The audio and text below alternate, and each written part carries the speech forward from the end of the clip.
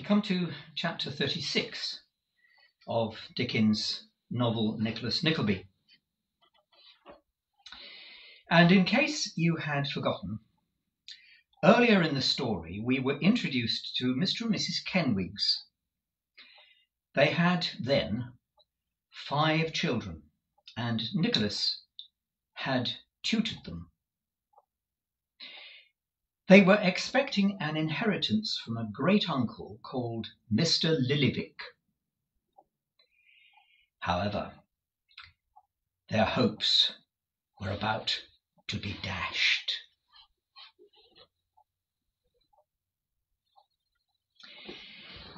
It might have been 7 o'clock in the evening, and it was growing dark in the narrow streets near Golden Square, when Mr. Kenwigs sent out for a pair of the cheapest white kid gloves, those at 14 pence, and selecting the strongest, which happened to be the right-hand one, walked downstairs with an air of pomp and much excitement, and proceeded to muffle the knob of the street knocker therein.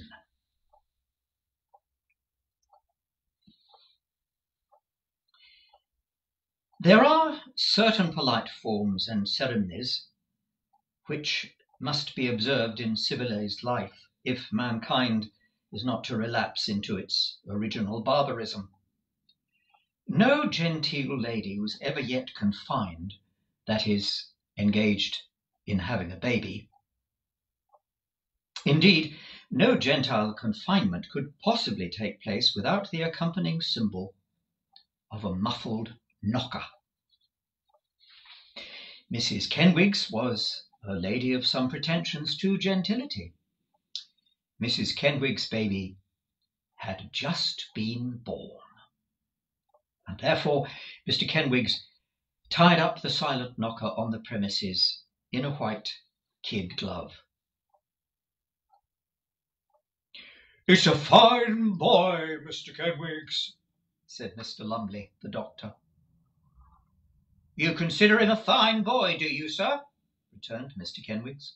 "It's the finest boy I ever seen in my life," said the doctor. "I've never seen such a baby." It is a pleasant thing to reflect upon, and furnishes a complete answer to those who contend for the gradual degeneration of the human species, that every baby born into the world is a finer one than the last. "I never saw such a baby," said Mr. Lumley, the doctor. "Morlena was a fine baby," remarked Mr. Kenwigs, as if this was rather an attack by implications upon his family. "They're all fine babies," said Mr. Lumley, and Mr. Lumley went on nursing the baby with a thoughtful look. Whether he was considering under what head he should best charge the nursing in his bill was best known to himself. During this short conversation, Miss Morlena, as the eldest of the family and natural representation of her mother during her indisposition, had been hustling and slapping the 3 younger Miss Kenwigses without intermission, which considerate and affectionate conduct brought tears to the eyes of Mr. Kenwigs, and caused him to declare that, in understanding and behaviour, that child is a woman.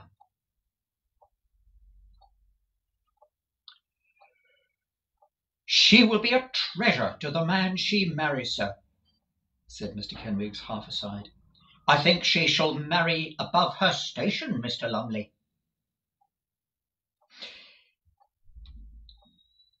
"I shouldn't wonder at all," replied the doctor. In the midst of the general hubbub, Dr. Lumley sat in the first-floor front, as related before, nursing the baby and talking to Mr. Kenwigs. He was a stout, bluff-looking gentleman with no shirt-collar to speak of, and a beard that had been growing since yesterday morning, for Dr. Lumley was popular and the neighbourhood was prolific, and there had been no less than 3 other knockers muffled, one after the other, within the last 48 hours. Well, Mr. Kenwigs, said the doctor, this makes 6. You'll have a fine family in time, sir. I think 6 is almost enough, returned Mr. Kenwigs. Oh, nonsense, not half enough. With this, the doctor laughed. But he didn't laugh half as much as a married friend of Mrs. Kenwigs, who had just that moment come in from the sick chamber to report progress, and take a small sip of brandy and water, and who seemed to consider it one of the best jokes ever launched upon society. They're not altogether dependent upon good fortune, neither, said Mr. Kenwigs, taking his second daughter on his knee. They have expectations. Oh, indeed, said Mr. Lumley, the doctor. And very good ones too, I believe, haven't they? Asked the married lady. Why, ma'am, said Mr. Kenwigs, it's not exactly for me to say what they may be or what they may not be. It's not for me to boast of any family with which I have the honour to be connected. At the same time, Mrs. Kenwigs is, I should say, said Mr. Kenwigs abruptly and raising his voice as he spoke, that my children might come into a matter of £100 apiece, perhaps more, but certainly that. Mr. Kenwigs was about to make some further observations, most probably in confirmation of this opinion, when another married lady, who had looked in to keep up Mrs. Kenwigs' spirits and help clear off anything in the eating and drinking line that might be going about, put in her head to announce that she had just been down to answer the bell and that there was a gentleman at the door who wanted to see Mr. Kenwigs. Most particular. Why, I do declare, said Mr. Kenwigs, standing opposite the door as to get the earliest glance of the visitor as he came upstairs. It's Mr. Johnson. You remember, Nicholas had given himself the name Mr. Johnson. How do you find yourself, sir? Nicholas shook hands, kissed his old pupils all around, entrusted a large parcel of toys to the guardianship of Morlina, bowed to the doctor and the married ladies, and inquired after Mrs. Kenwigs in a tone of interest which went to the very heart and soul of the nurse, who had come in to warm some mysterious compound in a little saucepan over the fire. I ought to make 100 apologies to you for calling at such a season, said Nicholas, but I was not aware of it until I had rung the bell, and my time is so fully occupied now that I feared it might some day, before I could possibly come again. No time like the present, sir, said Mr. Kenwigs. The situation of Mrs. Kenwigs, sir, is no obstacle to a little conversation between you and me, I hope. You are very good, said Nicholas. At this juncture, proclamation was made by another married lady that the baby had begun to eat like anything, whereupon the 2 married ladies already mentioned rushed tumultuously into the bedroom to behold him in the act. The fact is, resumed Nicholas, that before I left the country, where I have been for some time past, I undertook to deliver a message to you. Oh, said Mr. Kenwigs. And I have been, added Nicholas, already in town for some days without having had the opportunity of doing so. It's no matter, sir, said Mr. Kenwigs. I dare say it's none the worse for keeping cold. Message from the country, said Mr. Kenwigs, ruminating. That's curious. I don't know anybody in the country. Miss Petowker? Suggested Nicholas. Oh, it's from her, is it? Said Mr. Kenwigs. Oh, dear, yes. Mrs. Kenwigs will be glad to hear from her. Henrietta Petowker, eh? How odd things come about now. That you should have met her in the country. Well. Hearing this mention of their old friend's name, the four Miss Kenwigses gathered round Nicholas, open-eyed and mouthed, to hear more. Mr. Kenwigs looked a little curious, but quite comfortable and unsuspecting. "The message relates to family matters," said Nicholas, hesitating. "Oh, never mind," said Kenwigs, glancing at Mr. Lumley, who, having rashly taken charge of the baby, found nobody disposed to relieve him of his precious burden. "All friends here."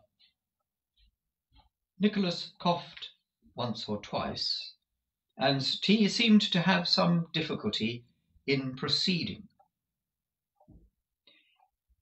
"At Portsmouth, Henrietta Potowker?" observed Mr. Kenwigs. Yes," said Nicholas. "And Mr. Lillyvick, your great-uncle, he is there too." Mr. Kenwigs turned pale, but recovered and said that was an odd coincidence also. "The message is from him," said Nicholas. Mr. Kenwigs appeared to revive. "He desired me to give you his kindest love," said Nicholas. "Very much obliged to him, I'm sure." "Your great-uncle Lillyvick, my dears," interposed Mr. Kenwigs, condescendingly explaining it to the children. "His kindest love," resumed Nicholas, "and to say that he had no time to write. But he was married to Miss Potowker." Mr. Kenwigs started from his seat with a petrified stare, caught his second daughter by her flaxen tail, and covered his face with his pocket-handkerchief. Morlena fell all stiff and rigid into the baby's chair, as she had seen her mother fall when she had fainted away, and the two remaining little Kenwigses shrieked in affright. "My children, my defrauded, swindled infants!" cried Mr. Kenwigs, pulling so hard in his vehemence at the flaxen tail of his second daughter that he lifted her up on tiptoe and kept her for some seconds in that attitude. "Villain! Ass! Traitor!" "Drat the man!" cried the nurse, looking angrily round. "What does he mean by making all that noise?" "Silence, woman!" said Mr. Kenwigs fiercely. "I won't be silent," returned the nurse. "Be silent yourself, you wretch! Have you no regard for your baby?" "No," returned Mr. Kenwigs. "More shame on you," retorted the nurse. "Oh, you unnatural monster!"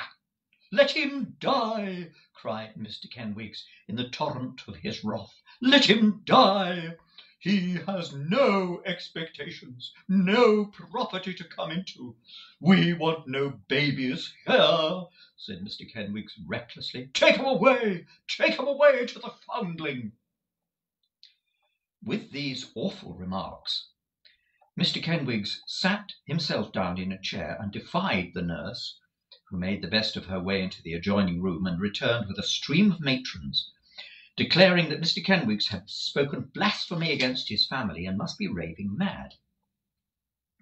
Appearances were certainly not in Mr. Kenwigs' favour, for the exertion of speaking with so much vehemence, and yet in such a tone as he should prevent his lamentations reaching the ears of his wife, had made him very black in the face, besides which the excitement of the occasion, the unwonted indulgence in various strong cordials to celebrate it, had swollen and dilated his features to a most unusual extent. But Nicholas and the doctor, who had been passive at first, doubting very much whether Mr. Kenwigs could be in earnest, interposed to explain the immediate cause of his condition. The indignation of the matrons was turned to pity, and they implored him with much feeling to go quietly to bed. "The attentions," said Mr. Kenwigs, looking round with a plaintive air, "the attentions I have shown to that man, the oysters he has ate, the pints of ale he has drank, in this house." "It's very trying and very hard to bear, we know," said one of the married ladies, "but think of your darling wife." "Oh, yes, and what she's just been undergoing of, only this day," cried many voices. "There's a good man, do." "The presents that have been made to him," said Mr. Kenwigs, reverting to his calamity. "The pipes, the snuff-boxes, a pair of india-rubber goloshes that cost 6 and 6. "Ah, it won't bear thinking of, indeed," cried the matrons generally. "But it'll all come home to him, never fear." Mr. Kenwigs looked darkly upon the ladies, as if he would prefer it all coming home to him. But as there was nothing to be got by it all, he said nothing, and resting his head upon his hand, subsided into a kind of doze.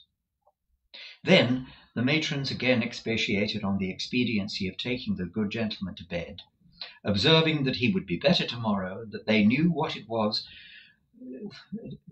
in the wear and tear of some men's minds when their wives were taken as Mrs. Kenwigs had been taken that day, and they did him great credit, and there was nothing to be ashamed of in it, far from it, and they liked to see it, they did, for it showed a good heart. And one lady observed, as a case bearing upon the present, that her husband was often quite light-headed from anxiety on similar occasions, and that once, when her little Johnny was born, it was nearly a week before he came to himself again, during the whole of which time he did nothing but cry, "It's a boy, is it?"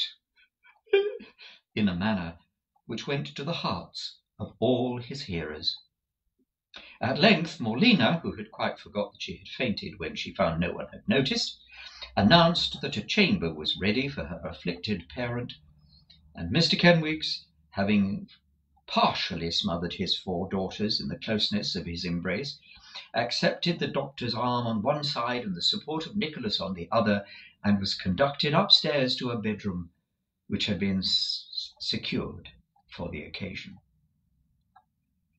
Having seen him sound asleep and heard him snore most satisfactorily, and having further presided over the distribution of the toys to the perfect contentment of all the little Kenwigses, Nicholas took his leave. The matrons dropped off one by one, with the exception of 6 or 8 particular friends who had determined to stop all night. The lights in the house gradually disappeared. The last bulletin was issued that Mrs. Kenwigs was doing as well as could be expected. The whole family were left to their repose.